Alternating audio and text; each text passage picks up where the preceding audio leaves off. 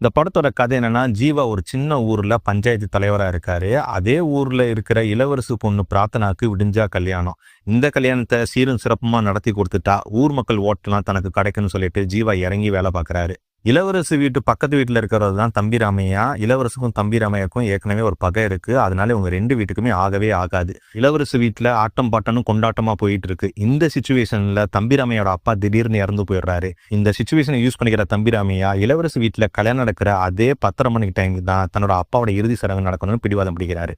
ஒரு பக்கம் கல்யாண வீடு, இன்னொரு பக்கம் ஏழை வீடு. இந்த 2 ஃபேமிலி ஊர் மக்கள் எல்லாம் சமாளிச்சு ஜீவா இந்த பிரச்சனையை சால்வ் பண்ணாரா இல்லையான்றதான் இந்த படத்தோட மொத்த கதையே. இந்த படம் எப்படி இருந்துச்சுன்னா, மலையாளத்துல வெளிவந்த ஃபாலிமே படத்தை டைரக்ட் பண்ண நிதிஷ் சகாதேவ் தான் இந்த படத்தை டைரக்ட் பண்ணியிருக்காரு. அவர் கூட சேர்ந்து சஞ்சய் ஜோசப், அனுராஜ் இந்த படத்துக்கு ஸ்கிரீன் பிளே பண்ணியிருக்காங்க. ஒரு ஸ்ட்ரைட்டான ஸ்கிரீன் பிளேல ஒரு நைட்ல நடக்கிற கதை தான் இந்த படத்தோட கதை. என்னதான் ஸ்கிரீன் பிளே ஒரே நேர்கோட்டில் போனாலும் அடுத்தடுத்து என்ன நடக்க போகுதுன்னு சொல்லிட்டு ஒரே இன்ட்ரெஸ்டிங்கா தான் இருந்துச்சு. அதுதான் இந்த படத்தோட பிளஸ்ன்னே சொல்லலாம்.